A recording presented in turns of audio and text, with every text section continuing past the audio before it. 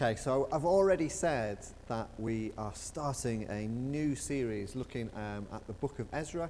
Now, this won't necessarily be a kind of in-depth look because we're only going to take 5 weeks to look at the whole of the book of Ezra. And the book of Ezra has 10 chapters, so you don't have to be a mathematician to work out that we're not exactly going to be looking at a chapter a week. But instead, we're going to be thinking about the major themes within the book, a kind of overview, if you like, of the book. So themes such as redemption, restoration, forgiveness, and faithfulness. The book of Ezra covers the story of the initial return from exile of the people of Judah. And it comes in the Bible just before the book of Nehemiah, which continues that story. And Nehemiah particularly focuses on the effort to kind of rebuild the city of Jerusalem and the temple. And in fact, in the kind of the original Hebrew scripture, the 2 books, Ezra and Nehemiah, were actually just one book telling that whole story of the return from exile and the rebuilding of the city of Jerusalem. So just to give you maybe a little bit of background as to what is happening here at the start of the book of Ezra. You might remember that after the reign of Solomon, and Solomon was David's son, and that was kind of a golden age for Israel. So the sort of end of the reign of David and the beginning of the reign of Solomon was sort of considered to be Israel's golden age. But after the reign of Solomon, the nation of Israel at that point splits into 2 kingdoms. You get the northern kingdom of Israel, which contains 10 tribes, and then the southern kingdom of Judah, which just has the tribes of Judah and Benjamin. And from that point on, in both kingdoms, there are a kind of succession of kings. And some are good, but on the whole, they're pretty bad. And they kind of lead the people just in a sort of general turning away from God. And because of that kind of turning away from God, various prophets are sent to warn that God is going to hand them over to their enemies. And the first of the kingdoms to fall then is the northern kingdom of Israel. And that is conquered by the Assyrian Empire in approximately 721 BC. And I think I've said this to you before, but I think it probably bears repeating, that different empires in those days had different kind of methods and different ways of dealing with the nations that they conquered. And for the Assyrians, their preferred method was to scatter people from all over their empire into new places. So they would have taken the Israelites, or those that weren't killed, certainly, in the initial conquering, because that's kind of what happens when you go in and conquer an army. There is quite a lot of bloodshed. But those that survived that would have been taken from Israel and basically scattered around into different parts of the empire. And then in their place, they would have brought kind of new groups of people from different places and plonked them into the kingdom of Israel. And the thinking behind that was that, well, if you're busy sort of adapting to a new place, working out how to live in this new land that you find yourself in, all the while being surrounded by various different languages and cultures, and the tensions then that go with being surrounded by different cultures and languages, that you don't then really have the energy to organise yourself into any kind of effective resistance against the occupying forces. And so, as a result, you're not really a threat then to the empire. And because of this scattering, the 10 tribes that made up the northern kingdom cease really to exist from this point on. They're known as the lost tribes of Israel. And in their place, we get new groups and nations emerge. And one example of this is the nation of Samaria, and the people there, the Samaritans, who were themselves a kind of mix of different races who find themselves plonked there in the land in Israel, and they try to adopt the culture and the religion of the place where they find themselves, although there are some slight adaptations to that because they're working from books and artifacts that they find on their arrival there in the land. And so when the Jews then come back from exile, you get this conflict between them because the Samaritans are following the religion, but they're not authentic Jews, they're not authentic Israelites. And so you get this conflict between the two groups, and we see that, don't we, played out through the gospel stories of Jesus. But that's kind of all by the by, really. That's sort of some interesting history around, but that's not what we're focusing on, because we're not really thinking about the northern kingdom, but instead we're going to be focusing on the southern kingdom of Judah. And they were initially conquered by the Babylonians in approximately sort of 597 BC. Although then, about 10 years after that, there's a kind of small rebellion against the Babylonians, and at that point the city of Jerusalem is destroyed, along with the temple and anything else of any real significance, things like the palaces and the other important buildings there. Now, the Babylonians didn't follow the same method as the Assyrians. They didn't scatter people across the empire. But instead, they chose to take kind of anyone that might have been of any use to them back to Babylon to serve under the king there. And that would have included kind of any sort of leaders, anyone that was considered sort of intelligent or strong, pretty much just anyone that would have been of any use. And we see that, don't we, in the Bible stories of people like Daniel and Shadrach, Meshach and Abednego.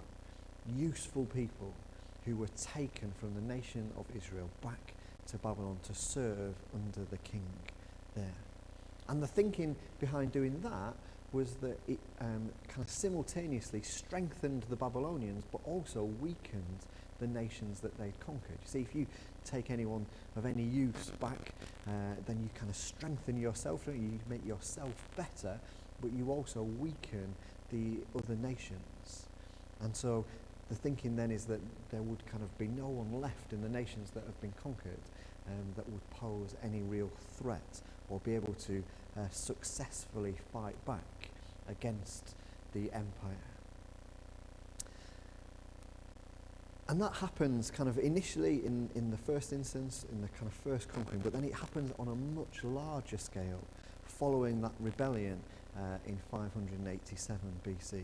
And at that point we're told in Kings chapter 24 that he, meaning Nebuchadnezzar, king of Babylon, carried away all Jerusalem, all the officials, all the warriors, 10,000 captives, all the artisans and the smiths. No one remained except the poorest people of the land. And at that point, kind of Jerusalem's just a sort of shell, really, because it's been destroyed. All the buildings, the temple have been kind of flattened, and the only people that remain in the land are the poorest of the poor. Everyone else has been taken pretty much en masse back to Babylon. Now, after the initial exile in 597, because there was quite a strong remnant at that point left in Jerusalem, there was quite a kind of sizable number of people who'd been left. The belief was that this kind of exile was only going to last a short time, that God hadn't abandoned them, that the exiles would soon be returned to Jerusalem and to the temple there. However, they were wrong. Sometime shortly after that deportation, the prophet Jeremiah, who himself had been left behind in Jerusalem, wrote to the exiles to contradict that idea and to tell them that they needed to settle down, that they weren't coming home, that they might as well build houses to live in, to plant gardens and to eat their produce, to marry and start families, to identify with the Babylonian cities where they were located and to pray for them, to seek their prosperity.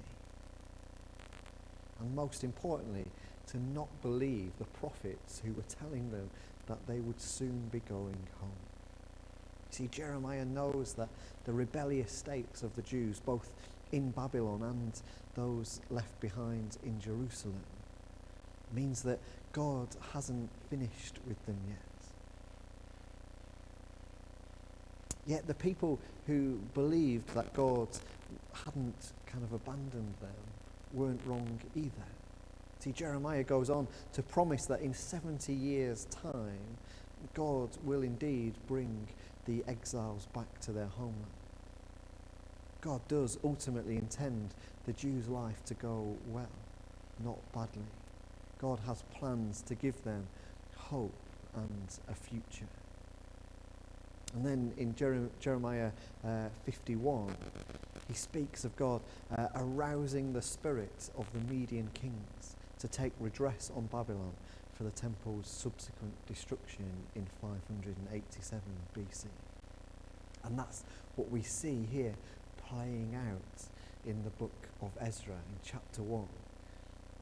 As Cyrus, king of Persia, is the one who facilitates the exiles' return back to Jerusalem. And it's worth noting that that 70 years that Jeremiah speaks about is the symbolic figure.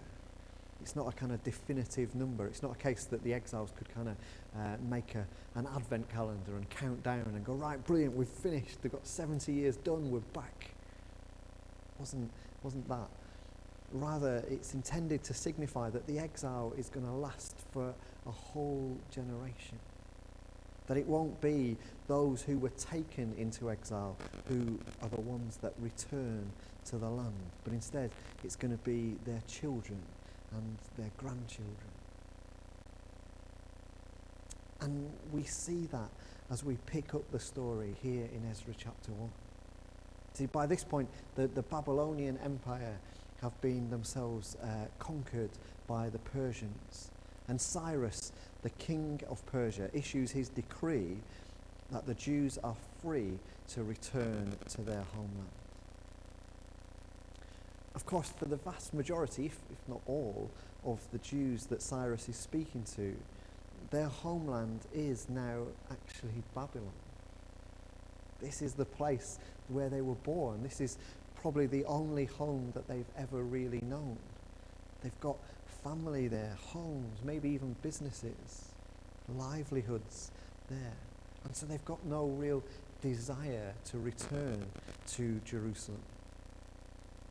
And so the actual number of those who return from exile, especially at this point in the story, is very low.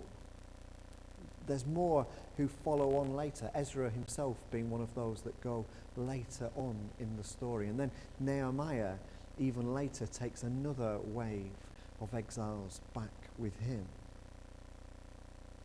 But still, it's worth remembering that not all of those who were taken into exile, or even their descendants, ever returned to the land. And as such, this period is often referred to as the Second Temple period, rather than the end of exile.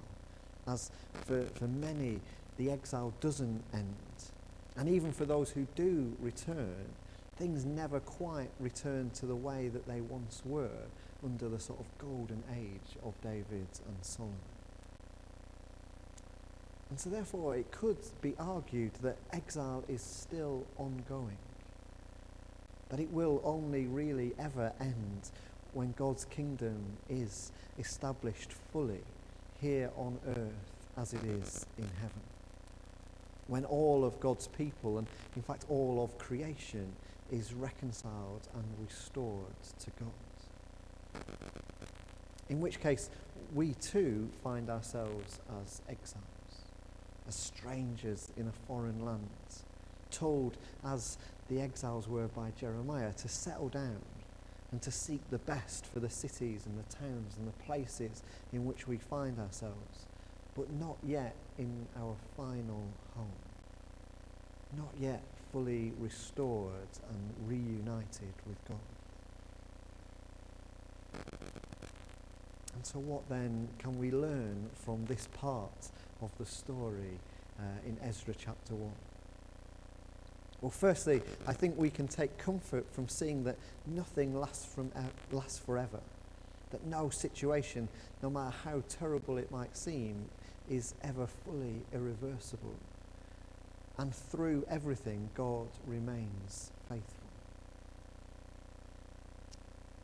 When the Jews were first taken into exile, the Babylonian Empire was the kind of largest, the mightiest, the most feared, the most powerful nation that had ever existed.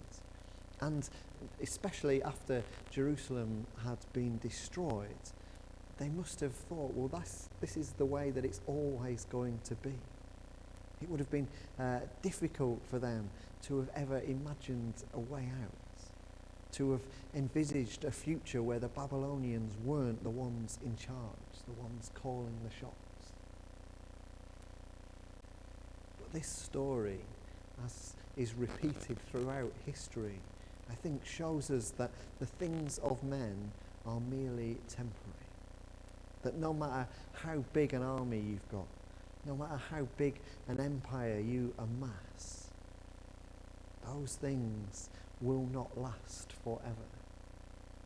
And the only constant through all of it is God, the one who was there before, during and after all things, and is therefore the one thing in whom we should seek to place our trust.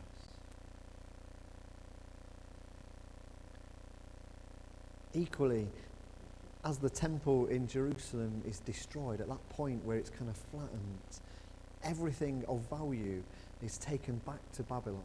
It's not just the people who were kind of removed back to Babylon, but they go in and they take everything of value. Kings chapter 25 verses 14 to 15 tells us they took away the pots, the shovels, the snuffers, the dishes for incense, and all the bronze vessels used in the temple service, as well as the fire pans and the basins. What was made of gold, the captain of the guard took away for the gold, and what was made of silver for the silver. And that must have been a kind of devastating turn of events for those who'd been left behind in Jerusalem. Because not only was their place of worship left in ruins, a sort of empty, defiled hulk of a building, but even worse, the items that were taken from there were then placed into the Babylonian temple, dedicated to the Babylonian god Marduk, a kind of taunting reminder of the plausible Babylonian claim that Marduk had defeated Yahweh. But as we can see here in Ezra, that was not the end of the story. We're told that Cyrus has the items taken by Nebuchadnezzar brought out of the temple and then given to the Jews to take back with them to Jerusalem. It's a visible sign of restoration. A sign that no matter how bad a situation appears, it is never beyond redemption. I was scrolling through social media this week, probably Facebook or Twitter, as I kind of have a habit of doing when I probably should be working. But I saw there was an online poll on one of these kind of social media platforms, and it was saying, tell us what the worst piece of advice or wisdom that anyone has ever given to you. And just all the comments, or kind of as I scroll through the comments, by far and away the comments that came up, the pieces of advice or wisdom that came up most often, over and over again, was everything happens for a reason, or God only gives you what you can handle. Things along that kind of line. And so I want to be really clear here that when I say that kind of situations aren't beyond kind of redemption, that situations aren't irreversible. That's not me saying that everything bad only happens so that God can bring something out of it. Because some things are just truly terrible, and there appears to be no kind of rhyme, no reason as to why they happen. And neither is it me saying that when bad things happen, it's some kind of test from God to see how much we can endure, to see whether or not we remain faithful to him in the face of adversity. But what I am saying is that wherever you currently find yourself, whether that's in a really good place or in the middle of something horrific, wherever you find yourself, that is not the end of the story. God promises us that he will never leave nor forsake us, that he will stand alongside us in good times and in the darkest of times. And most importantly, that there will come a day when all things are made new, when death and pain and sadness pass away and are replaced with joy and hope and life in all its fullness. And these moments, such as we find here in Ezra, are just glimpses of God's faithfulness, foretastes of the promise of what is to come.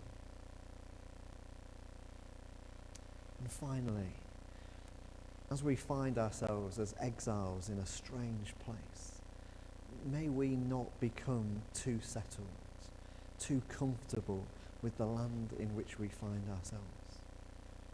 We're told in Ezra that God moved the hearts of those who returned. Perhaps he stirred a passion within them, gave them a vision of something more than just their life in Babylon. And so might the same be true for us today.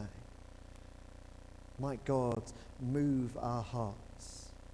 Might he stir a passion within us and give us a vision of how things might be. That we wouldn't be merely content to stay put, but rather we would long to see the kingdom of God come on earth as it is in heaven. Amen.